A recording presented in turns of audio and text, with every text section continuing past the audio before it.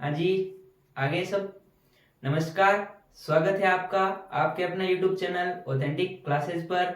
आज हम उपस्थित हैं आपके बीच अपने शिक्षण अभिक्षमता की पहली क्लास। हमने पहले जो शिक्षण अभिक्षमता की क्लास ली, उसके अंदर हमने देखा था कि शिक्षण अभिक्षमता के अंदर आपके मार्किंग किस प्रकार से होगी, आपको प्रश्न किस प्रकार से पूछे जाएंगे, या आपके सिलेबस में कौन कौन से 6 टॉपिक लगते हैं। वो 6 टॉपिक हमने आपको बता दिए थे, और उनसे संबंधित जो अप्लाइड क्वेश्चन पूछे जाएंगे, उन टॉपिक की व्याख्या हम देख लेते हैं आज। हमने आपको बोला था कि हम आपको 8 कक्षा में करवाएंगे, या 10, हमने आपको 10 कक्षा का वादा किया था, लेकिन हमारी कोशिश रहेगी कि हम 8 कक्षा में कम से कम मैटर में आपको पूरे से पूरे नंबर, यानी आपके 125 प्लस 150 नंबर के आपके प्रश्न आएंगे, 50 प्रश्न, उनमें से 125 प्लस नंबर लाने की गारंटी के साथ हम आज की क्लास शुरू करते हैं। तो चलिए देखते हैं पहली आज की अपनी पहली कक्षा, और पहला टॉपिक है संप्रेषण।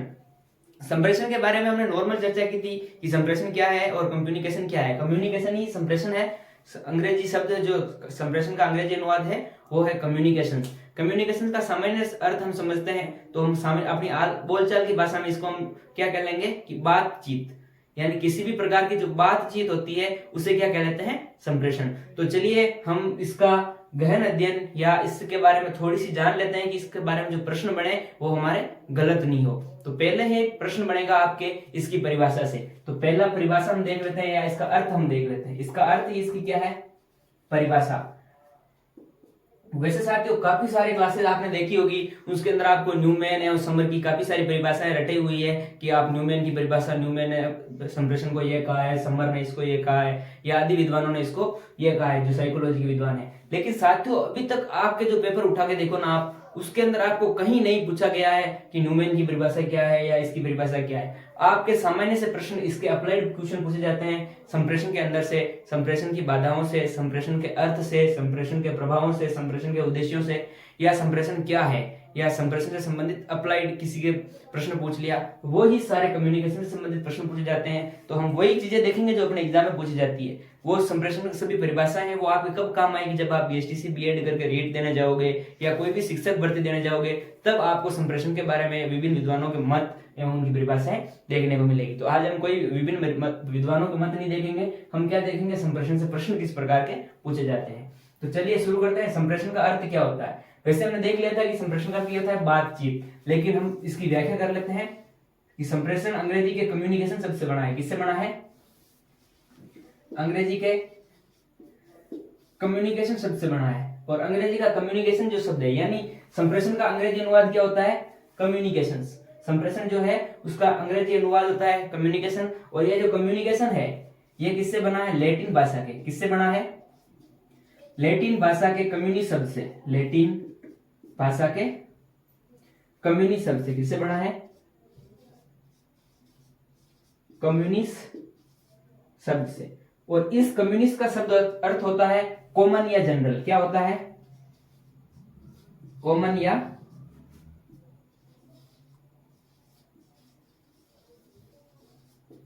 कॉमन या जनरल। इसका अर्थ कॉमन या जनरल कैसे होता है, इसका अर्थ हम गहन रूप से देख लेते हैं। इसका अर्थ होता है कॉमन या जनरल, यानी अपने मस्तिष्क के अंदर जो विचार चलते हैं, अपने मस्तिष्क के अंदर जो भी विचार चलते हैं उनको सामान्यीकरण करके, उनका सामान्यीकरण करके दूसरे तक प्रेषित करना। यानी पहले अपने मस्तिष्क में विचार आया, उसका हमने क्या किया, कम्युनिस्ट यानी कॉमन किया, उस विचार को क्या हमने जनरल किया, अपनी भाषा के माध्यम से अपने मस्तिष्क में सोचा कि ये मेरे को ये बोलना है या मेरे को ये सूचना अगले को देनी है। तो अपने विचारों का सामान्यीकरण करके उनको अगर प्रेषित करना है, क्या है, कम्युनिकेशन।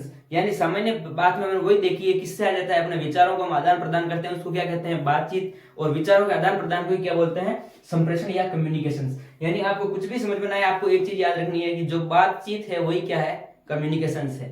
तो ये हमने समझ लिया, यही हमने देख लिया कि संप्रेषण क्या है। तो अब हमने इसका अर्थ देख लिया है, अब हम सामान्य भाषा में इसकी परिभाषा देख लेते हैं।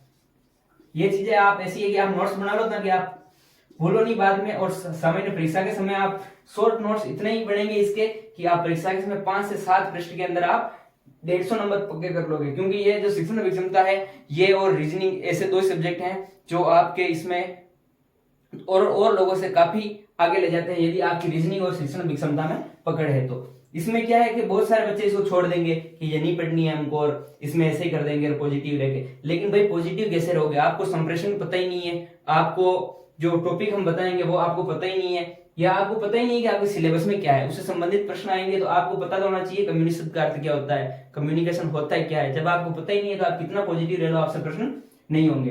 वैसे हमने कल ही देखा था स्मार्ट वर्क प्लस पॉजिटिवनेस आपको क्या बनाएगी, सफल बनाएगी। यानी आपकी सकारात्मकता और पढ़ाई का तरीका, आप कैसे पढ़ोगे, आप किस प्रकार से तैयारी करोगे, वो आपको सफल बनाएगा। तो चलिए देख लेते हैं इसकी परिभाषा। इसकी परिभाषा है विचारों एवं सूचनाओं, विचारों एवं सूचनाओं का आदान प्रदान,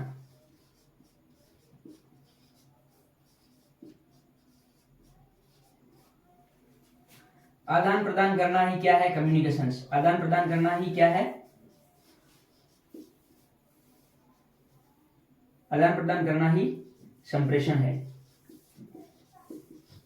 यानी वही बात कि आपको साधारण भाषा में क्या है, आपकी बातचीत ही क्या है, कम्युनिकेशंस। तो ये हमने देख लिया है संप्रेषण का अर्थ। अब और संप्रेषण की परिभाषा हमने देख ली है। आपको सामान्य रूप में समझ में आ गया होगा कि अपने विचारों का कम्युनिकेट करना या बातचीत करना या अपने विचारों को दूसरे के सामने प्रकट करना या दूसरे के विचार जानना, ये क्या है, कम्युनिकेशन है। अब हम देख लेते हैं कम्युनिकेशन किस प्रकार की प्रक्रिया है। वो आगे आप ये नॉर्मल चीजें आप उतार लेना, साथ ही साथ उतार दीजिए ताकि आपको कोई समस्या नहीं हो और परीक्षा के समय आप आराम से पढ़ाई कर सको।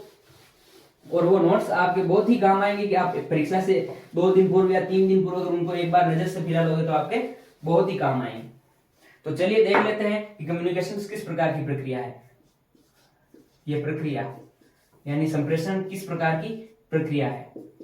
तो कम्युनिकेशन क्या है, एक उद्देश्यपूर्ण बहुमुखी एवं द्विमुखी, द्विपक्षी और बहुपक्षी प्रक्रिया है। किस प्रकार की है, द्विमुखी,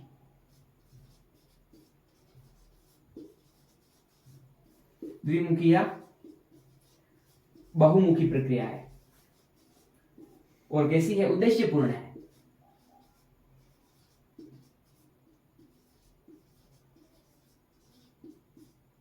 ये इन तीनों शब्दों का अर्थ हम देख लेते हैं। पहले ही सबसे हमको पता चल रहा है किस प्रकार की प्रक्रिया है, द्विमुखी। यानी संप्रेषण के अंदर कितने व्यक्ति होना अनिवार्य है, कम से कम 2 व्यक्ति होंगे तभी तो संप्रेषण होगा। आप अपना दिमाग लगाइए, ये सब ऑटोमेटिक निकलते जाएंगे। आप जरा से सोचेंगे द्विमुखी प्रक्रिया कैसे, भाई संप्रेषण कभी होगा जब सामने एक व्यक्ति होगा या अकेले मन में बात कर तो कहीं किसी लोग किसी बावड़ होगी। भाई कई लोग देखो आप गाँव में कहीं मन में गीत गाता जावे, मन में बोलता जाओ तो मन क्या लोग क्या बावड़ होगी। तो क्या संप्रेषण नहीं करते हैं, वो क्या करते हैं, अंदर ही अंदर गुड़गुड़ करते चलते हैं। संप्रेषण किस प्रकार की प्रक्रिया है, द्विमुखी। यानी आप कम से कम 2 व्यक्ति होना अनिवार्य, और बहुमुखी यानी बहुमुखी भी तो हो सकती है। भाई आपस में बहुत सारे लोग भी तो बातें करते हैं। जब काफी सारे लोग औरतें या आपस में बैठ के हम चुगली उगली करते हैं तो वो क्या है, बहुमुखी संप्रेषण है। उद्देश्यपूर्ण होता है, लेकिन वो चुगली होती है वो क्या है, उद्देश्यपूर्ण होती है क्या, बिल्कुल उद्देश्यपूर्ण होती है। उसका भी उद्देश्य होता है, किसी ना किसी मैटर पे चुगली चलती रहती है, या हम किसी कोई भी बात जो भी हम बातचीत करते हैं सामान्य रूप से हम क्या अपना कुछ ना कुछ उद्देश्य होगा। हम किसी को बुला रहे हैं कि भाई ये ला, भाई बोला। अब जैसे हमने कैमरे के पीछे जो बैठे हैं उनको मैंने बोला था अभी मार कर दे, तो ये क्या है, जब मैंने उनको बोला है तो ये किस प्रकार की प्रक्रिया है, द्विमुखी। और किस प्रकार की, उद्देश्यपूर्ण, क्योंकि मुझे मार्कर चाहिए था तो मैंने उनसे मांगा, तो क्या है, उद्देश्यपूर्ण प्रक्रिया है। तो ये हमने देख लिया, तीनों शब्दों का अर्थ आपको समझ में आ गया होगा कि ये किस प्रकार की प्रक्रिया है। प्रश्न आ जाए आपके निम्न में से किस प्रकार की प्रक्रिया है, उद्देश्यपूर्ण, अनुद्देश्यपूर्ण या अंतर्मुखी प्रक्रिया। ये कभी ये क्या होता है, अंतर्मुखी नहीं होता है। तो आपको छांटना आना चाहिए, इसके लिए हमने जो प्रमुख कीवर्ड है वो आपको लिखा दिए। तो अपने प्रक्रिया देख ली है, अब हम आगे इसके उद्देश्य और इसके प्रमुख तत्वों के बारे में चर्चा कर लेते हैं। ये इसकी प्रक्रिया हो चुकी है। अब हम आगे देख लेते हैं संप्रेषण के प्रकार। क्या देख लेते हैं साथियों, संप्रेषण के प्रकार। जब आप ये टॉपिक पढ़ोगे ना, आपको साइकोलॉजी के अंदर आपकी क्या है, अभी आप 12th पास करके आए हो, तो इस प्रकार के सब्जेक्ट आप सामान्य रूप से जब आप आर्ट्स के बच्चे और साइंस के बच्चे सभी होंगे जो बीएसटीसी या पीटीटी की तैयारी करते होंगे, बीएससी बीएड की तैयारी करते होंगे, तो उनको क्या है कि ये जो साइकोलॉजी वाले या शिक्षण अभिरुचि से संबंधित प्रश्न है वो उनके अजीब लगेंगे, ये क्या होता है। लेकिन जब आप ऐसे व्यक्ति से पढ़ोगे या ऐसे व्यक्ति के सामने पढ़ोगे जो आपको इनको शब्द सरल शब्दों में समझाने, बाकी ऐसे ऐसे वर्ड आएंगे कि आपको समझ ही नहीं आएगा कि ये तो मैंने, जबकि ये सारे प्रश्न कैसे होते हैं आपके, इसके प्रश्न कैसे आएंगे, सिर्फ आपको भाषा समझनी है, बाकी आपके दैनिक जीवन में जो सारी चीजें काम आती है वही इसके अंदर पूछी जाएगी। तो अब हम देख लेते हैं संप्रेषण के प्रकार। तो संप्रेषण मुख्य रूप से दो प्रकार का होता है, एक होता है शाब्दिक, दूसरा होता है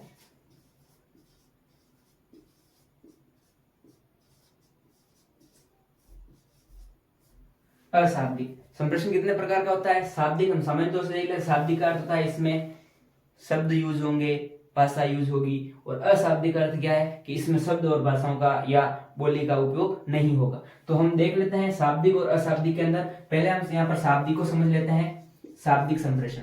इसको समझ लेते हैं, शाब्दिक संप्रेषण देख लेते हैं साथियों। शाब्दिक जो संप्रेषण है इसको भी कितने भागों में बांटा गया है? शाब्दिक संप्रेषण को भी इसको कितने भागों में बांटा गया है? दो भागों में।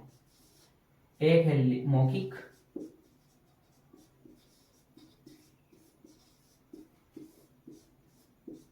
दूसरा क्या होता है? लिखित। अब यदि आपने पढ़ा है तो आपको समझ में आ जाएगा कि मौखिक या लिखित, वरना उसमें अगर आपको पूछ लिया कि लिखित, मौखिक ऑप्शन में दे दिया और आपको पूछ लिया कि शाब्दिक संप्रेषण के प्रकार बताइए, तो आप बेसिकली अधिकतर बच्चे क्या करेंगे कि लिखित कोई शाब्दिक संप्रेषण थोड़ी, शाब्दिक अर्थ तो बोलना होता है, लेकिन काफी सारे अपने मन से ही अर्थ बना लेते हैं। जबकि शाब्दिक के अंदर, इसके अंदर क्या होता है? शाब्दिक अर्थ होता है, इसके अंदर शब्दों का प्रयोग होता है, यानी आप लिखोगे तो भी उसमें शब्दों का प्रयोग करोगे, भाषा का प्रयोग करोगे। जबकि मौखिक के अंदर प्रयोग करोगे वो भी आप इसका शब्दों का या भाषा का प्रयोग। मौखिक के अंदर, संप्रेषण के अंदर हम देख लेते हैं, जो हम अभी सामान्य रूप से बातचीत करते हैं, ये किस प्रकार का, मैं आपको पढ़ा रहा हूं या मैं आपको जो भी जानकारी दे रहा हूं, आपको समझा रहा हूं, तो ये किस प्रकार का संप्रेषण है? मौखिक। आप किसी भी व्याख्यान सुन रहे हो, किसी मोटिवेशनल स्पीकर की मोटिवेशनल लाइन सुन रहे हो, या आप कुछ भी आपस में बातचीत कर रहे हो, या अपने साथियों से फोन पे बातचीत कर रहे हो, तो ये सारी क्लासेस क्या है? ये सारी चीजें क्या है? मौखिक संप्रेषण। दूसरी ओर हम लिखित संप्रेषण देख लेते हैं। लिखित संप्रेषण में आ जाता है एक तो आपकी क्या, लिखित संप्रेषण क्या है? पत्र पत्रिकाएं। भाई हमने संप्रेषण का अर्थ क्या देते हैं? सूचनाएं, विचारों का आदान प्रदान। पत्र पत्रिकाओं के माध्यम से हमें क्या मिलती है? सूचनाएं मिलती है। सूचना में विचारों का आदान प्रदान हो रहा है, लेखक ने जो लिखा है उसकी सूचनाएं हम पढ़ रहे हैं, तो वो क्या हो जाएगा? पत्र पत्रिकाओं द्वारा संप्रेषण। ये किसका प्रकार है? लिखित संप्रेषण। दूसरा वही आप समझ जाना, इंस्टाग्राम और व्हाट्सएप पे आप जो अपने सोना बाबू के साथ चैट करते हो, वो भी किस प्रकार के अंदर आ जाता है आपके, यानी मैसेज या संदेश, आप क्या बोलते हैं उसको, वो भी किस प्रकार के अंदर आ जाएगा? आपके लिखित संप्रेषण के अंदर। ये हमने देख लिया है। अब हम आगे देख लेते हैं अशाब्दिक। आपके होप कि ये समझ में आ गया होगा मौखिक और लिखित का, यानी जिसमें भाषा बोलकर, जीवा का उपयोग करके या मुख का उपयोग करके, मुख ध्वनि द्वारा जो संप्रेषण किया जाता है वो मौखिक है। और लेकिन ये क्या है? शब्द होना अनिवार्य है, सिर्फ ध्वनि से होगा। हम आगे देखेंगे कि सिर्फ ध्वनि से, अशाब्दिक संप्रेषण भी ध्वनि से होगा, लेकिन उसमें क्या है? शब्दों का प्रयोग होना भी अनिवार्य, यानी मौखिक रूप से शब्दों का उपयोग करते हुए जो संप्रेषण होता है वो मौखिक है, और लिखित रूप से शब्दों का उपयोग करके जो सूचनाएं प्रदान की जाती है वो क्या होता है? लिखित। अब हम देख लेते हैं दूसरा अशाब्दिक, यहीं से देख लेते हैं अशाब्दिक संप्रेषण। अशाब्दिक संप्रेषण में हम तीन प्रकार से बांटते हैं। एक होता है ध्वनि संप्रेषण, दूसरा होता है चक्षु, सॉरी चार प्रकार से बांटते हैं। तीसरा होता है मुखाकृति, चौथा होता है स्पर्श।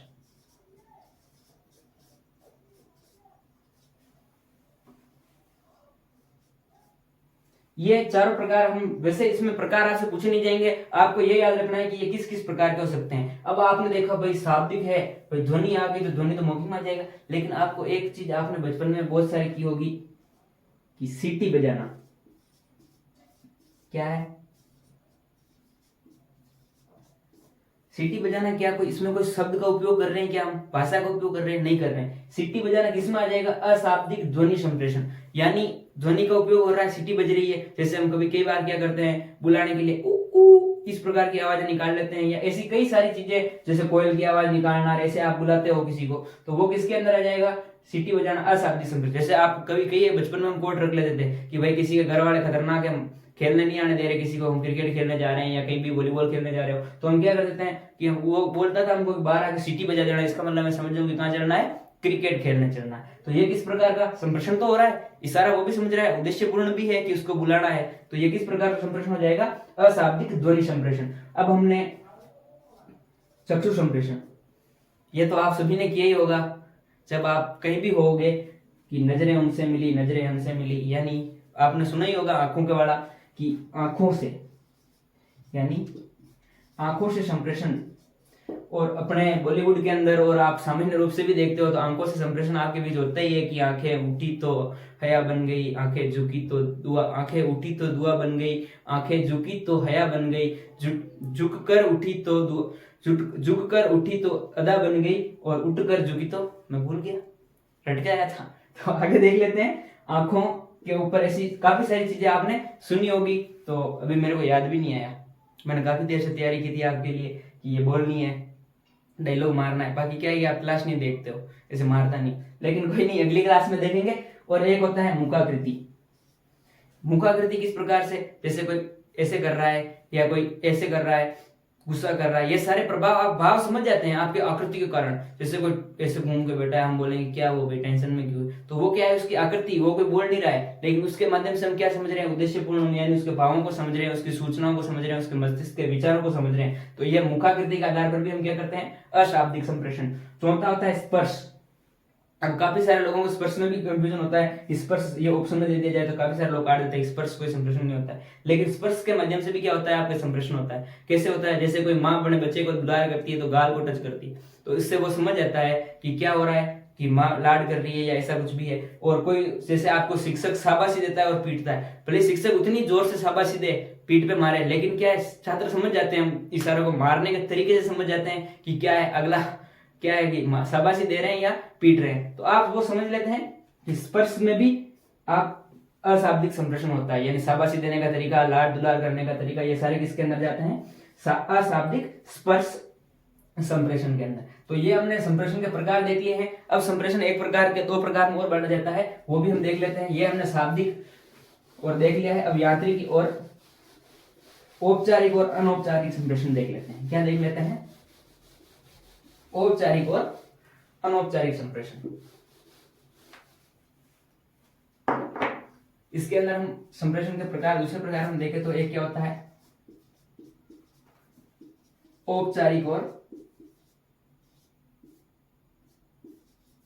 दूसरा होता है अनौपचारिक।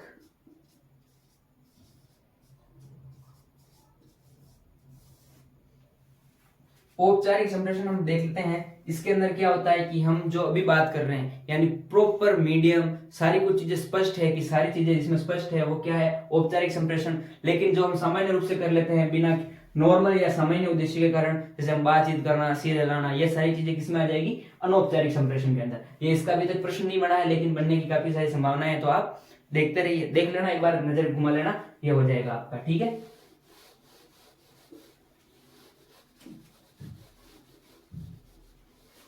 तो हमने संप्रेषण के प्रकार पढ़ लिए हैं। अगला टॉपिक हम देख लेते हैं संप्रेषण, संप्रेषण के तत्व। ये यहां से सबसे ज्यादा प्रश्न उठते हैं। कहां से उठते हैं, संप्रेषण के तत्व। ये हम देख लेते हैं, संप्रेषण के हम प्रमुख प्रमुख रूप से देख लेते हैं। पहले हम डायरेक्ट लिख के देख लेते हैं। पहला संप्रेषण, पहला हम देख लेते हैं संप्रेषक, या इसको क्या बोल देते हैं हम, सेंडर, यानी देने वाला या सूचनाएं जिस जो बोलता है, यानी जो वक्ता है, उसको क्या बोलते हैं हम, संप्रेषक, यानी जो कहने वाला है। अभी मैं आपको ये बातें समझा रहा हूं या मैं आपको ये जो जानकारी दे रहा हूं, तो मैं क्या हूं, संप्रेषक हूं, यानी आपके पास क्या भेज रहा हूं, संप्रेषण, सूचना भेज रहा हूं या अपने विचार प्रकट कर रहा हूं। तो ये संप्रेषक क्या होता है, व्यक्ति भी हो सकता है और व्यक्तियों के समूह भी।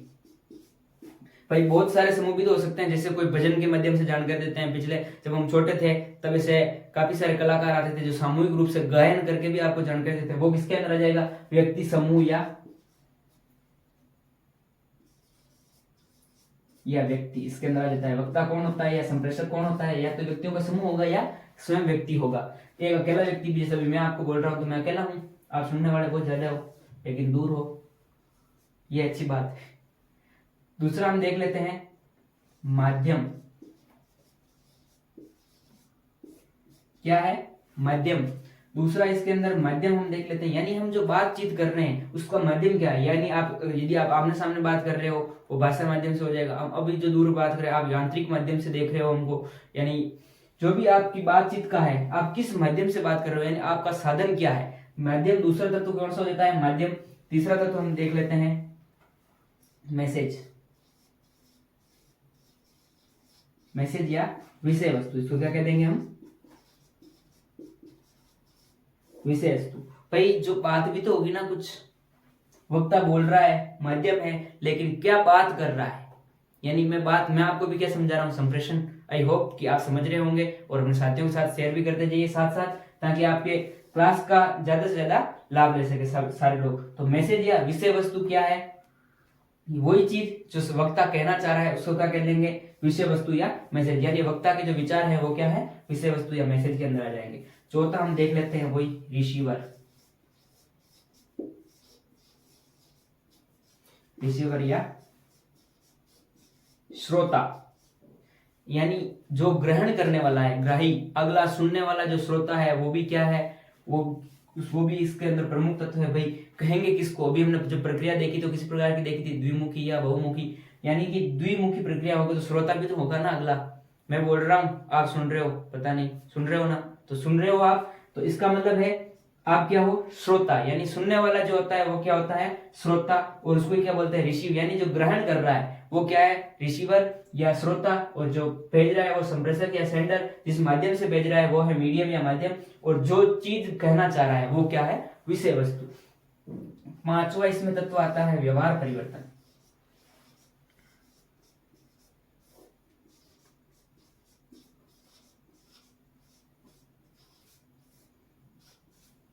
पांचवा इसमें सबसे इंपॉर्टेंट चीज यही है, यदि आप कह रहे हो, यदि कोई वक्ता बात कह रहा है, कोई विषय वस्तु या मैसेज दे रहा है, और यदि श्रोता के अंदर व्यवहार परिवर्तन होता है तो ही वो संप्रेषण सबसे सफल संप्रेषण माना जाएगा। यानी सबसे प्रभावी संप्रेषण क्या होगा? कि व्यवहार परिवर्तन हो जाए। वक्ता, जैसे हमने किसी को बोला कि भाई पानी ला, वो सुना ही नहीं, वो सुन लिया लेकिन इग्नोर, लेकिन तो क्या है, हम उसको वापस बुलाएंगे। संप्रेषण तब तक कंप्लीट नहीं होगा जब अगले के व्यवहार में परिवर्तन नहीं होगा। तो और छठा इसके अंदर हो जाएगा फीडबैक। क्या हो जाएगा? फीडबैक। ये संप्रेषण के अंदर काफी इंपॉर्टेंट चीज है। जैसे आपने किसी को बुलाया, उसने वापस फीडबैक दिया कि हाँ बोलिए, या आपने किसी को कुछ कहा, उसने वापस आपकी चीज को सुनकर आपको वापस फीडबैक दिया कि ये, जैसे भी आपने हमारी क्लास देख ली है ना, तो अब आप कमेंट करके हमको बताओ कि कैसी लगी। आप कमेंट नहीं करते हो, कमेंट करके बताओ कि आपको हमारी क्लास कैसी लगी। तो ये क्या हो जाएगा हमारे लिए? फीडबैक। तो जैसा आप फीडबैक दोगे उसके अनुसार हम अपनी क्लास में सुधार भी करेंगे और आपके साथ पढ़ाएंगे भी, और आपके साथ हमें भी मोटिवेट मिलेगा कि हमारे साथ अपने जो परिवार वाले हैं वो जुड़े हुए हैं। तो हमने ये कंप्लीट देख लिया है संप्रेषण के प्रमुख तत्व। आप भी इनको याद कर लेना, क्योंकि पूछा जा सकता है कई भी एग्जाम में, और 2019 के अंदर पूछा भी गया है। ये हमने संप्रेषण के तत्व देख लिए हैं।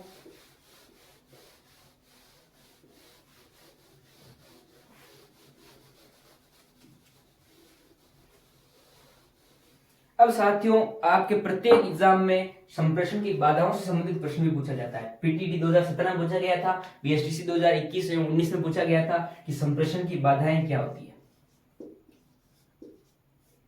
यानी संप्रेषण के बैरियर्स, बाधाएं या बाधक तत्व, या उनको संप्रेषण को कम करने वाले या संप्रेषण को प्रभावित करने वाले प्रमुख कारक हम देख लेते हैं। संप्रेषण को प्रभावित करने वाले प्रमुख कारक है, पहला हम देख लेते हैं भाषा। भाषा संप्रेषण को प्रभावित किस प्रकार से करता है? भाई कोई समूह है या कोई दो व्यक्ति बात कर रहे हैं, अगला है जो मलयालमी आ गया, या अगला जो कोई कन्नड़ बोलने वाला आ गया, और हम बोल रहे हैं राजस्थानी, हम बोले कहीं करे,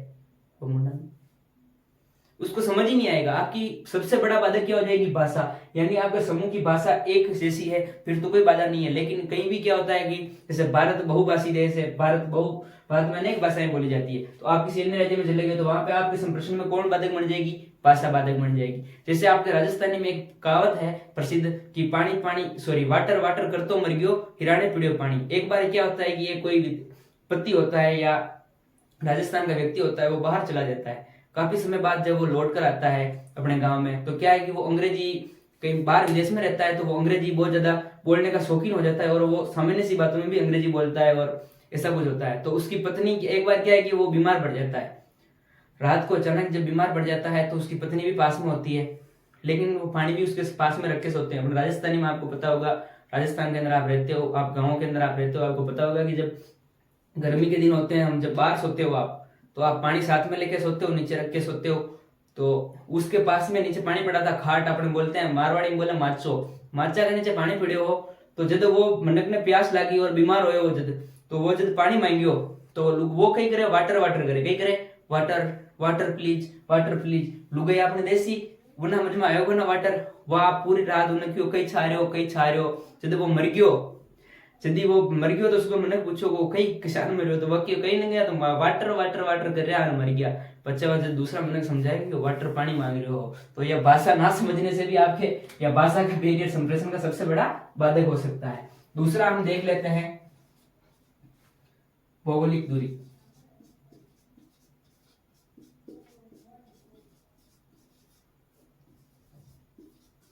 भौगोलिक दूरी भी आपकी भाषा के अंदर बाधित होती है। जैसे आप अभी हमसे काफी दूर है तो भी संप्रेषण कम्युनिकेट आप अगर देख रहे हैं कक्षा अभी तक तो हो रहा है, लेकिन क्या पता आप अगर बीच में रुक जाएं क्योंकि आप हमसे दूर हैं, आप हमसे अभी स्टे कनेक्ट नहीं है, या अभी मेरे सामने नहीं बैठे हैं कि मैं आपको बता दूं आप कनेक्ट रहे हो, आपको सुन रहे हो या तो भौगोलिक दूरी बहुत ही ज्यादा मैटर करती है एक सफल संप्रेषण के अंदर। ये हमने देख लिया है। तीसरा होता है भौगोलिक दूरी, हमने देख लिया है। तीसरा होता है मनोस्थिति। किसकी मनोस्थिति?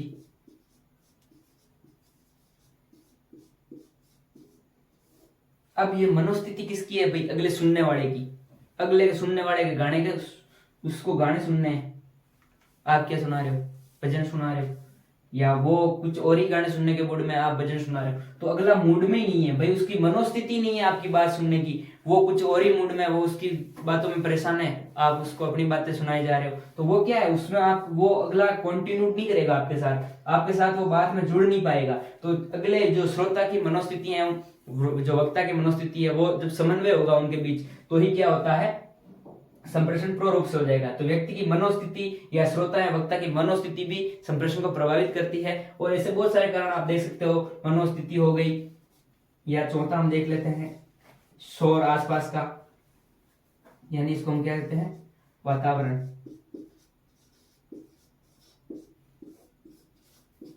अब जैसे वातावरण किस प्रकार से प्रभावित करता है, जैसे अभी हम क्लास ले रहे हैं, यहाँ पे स्टूडेंट बैठे हैं कोई भी, और हम जब यहाँ पे हम क्लास ले रहे हैं, यहाँ पे स्टूडेंट बैठे हैं, बाहर डीजे बज रहा है और डीजे में गाना चल रहा है, जानूड़ी मिल गिरे भिलवाड़ा मिल गिरे, तो वो जानूड़ी मिल गिरे वो ज्यादा ध्यान देगा और अपने क्लास में क्या देगा, कम ध्यान देगा, क्योंकि मानो मन है, आपको भी नाचते हो तब वही आते हैं, गाने याद आते हैं, तो वो वातावरण क्या करता है, इसको प्रभावित करता है। यानी आपका वातावरण शांत है, कंटिन्यूड आप चल रहे हो, तो ही आपका संप्रेषण कंप्लीट हो जाएगा। तो ये हमने संप्रेषण के प्रमुख बाधाएं भी देख ली हैं। अब हम संप्रेषण के प्रमुख उद्देश्य के बारे में चर्चा कर लेते हैं, फिर अपनी क्लास को यहीं समाप्त कर लेते हैं।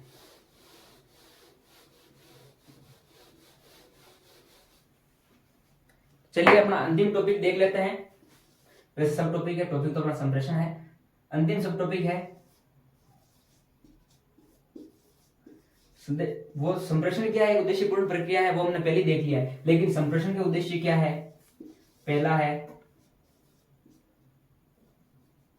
विचारों को कार्य रूप प्रदान करना। क्या है? विचारों को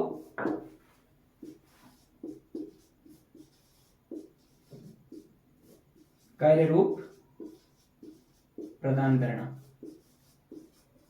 यानी आपके मस्तिष्क के अंदर आप विचार आ रहे हैं, उनको कार्य रूप कौन प्रदान करेगा? संप्रेषण। भाई आपके अंदर विचार आया कि मैं एक दिन मकान बनाऊंगा, लेकिन उसके लिए फिर उसको अगर कार्य रूप देना है तो आप किस प्रकार से, आप पहले कारीगर को बोलोगे, आपके पैसे नहीं है तो आप पैसे लेने के लिए बैंक जाओगे या लोन लोगे, जो भी करोगे, तो आप क्या है, संप्रेषण करोगे, एक दूसरे से बातचीत करोगे, या जब बातचीत होगी आप मकान बनाने वालों से बातचीत करोगे, सीमेंट लाने वालों से बातचीत करोगे, जो भी आपके बातचीत होगी ठेकेदार से, इससे भी, तो वो क्या है, संप्रेषण, यानी विचारों को कार्य रूप जब आप प्रदान करोगे, ये इसका प्रमुख उद्देश्य है कि विचारों को कार्य रूप प्रदान करना। दूसरा है संगठन।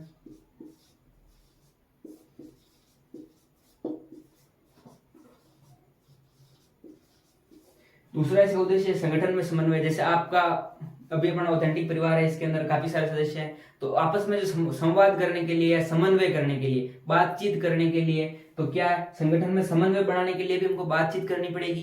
कोई बात होगी तो हमको जो भी बात होगी या जो भी अपने बीच होगा वो आपस में बैठ के हम बात करेंगे। या किसी को कोई काम करना है, जैसे हमने अपने सर को बोल दिया कि कल आपको कल्चर की क्लास डालनी है या आपको हिस्ट्री की क्लास डालनी है, तो वो हमने समन्वय किस प्रकार से स्थापित किया, हमने क्या किया है, हमने संप्रेषण किया है या हमने बातचीत की, अपने विचारों को क्या दिया है, कार्य रूप दिया है। तो ये दूसरा क्या होता है, संगठन में समन्वय। तीसरा इसका उद्देश्य होता है वही जो हमने परिभाषा में पढ़ा, सूचनाओं का आदान प्रदान, यानी आप सूचनाएं एक दूसरे को प्रेषित करते हो या एक दूसरे से ग्रहण करना, ये किसके अंदर हो जाता है, सूचनाओं के अंदर। इसके अंदर आपके 2 सवाल भी पूछे जाते हैं काफी, वो हम चर्चा कर लेते हैं। वो संप्रेषण के अंदर पढ़ना था लेकिन वहां पे मेरे दिमाग से निकल गया। अब आपको बता देता हूँ, 2 चीजें होती है, एक होती है एनकोडिंग। क्या होती है, ये आप जो संप्रेषण के प्रकार लिखोगे शाब्दिक के वो वहां पे, तो वहां पे आप लिख देना एनकोडिंग और डिकोडिंग क्या है। एनकोडिंग क्या होती है और डिकोडिंग क्या होती है, मैं आगे आप सिर्फ बोल के समझा देता हूं, आप लिख लेना। डिकोडिंग क्या होती है, डिकोडिंग और जैसा कि इनके एनकोडिंग और डिकोडिंग से समझ में आ रहा है आपको कि एनकोडिंग यानी वक्ता के जो मस्तिष्क के अंदर विचार चलते हैं, उनको विचार विमर्श करने के बाद जो भाषा रूप देके उनका संप्रेषित करना या दूसरे के श्रोता तक पहुंचाना, ये क्या कहलाती है, एनकोडिंग। और श्रोता द्वारा वक्ता के विचारों को सुनकर उन पर प्रतिक्रिया के रूप में फीडबैक देना, यह पूरी प्रक्रिया का क्या कहलाएगी, डिकोडिंग। तो हमने संप्रेषण देख लिया है। आई होप कि आपको समझ आया होगा और आप हमारे साथ लगातार जुड़े रहिए। आपके अपने यूट्यूब चैनल ऑथेंटिक क्लासेस के साथ अपने साथियों के साथ शेयर भी कीजिए। धन्यवाद।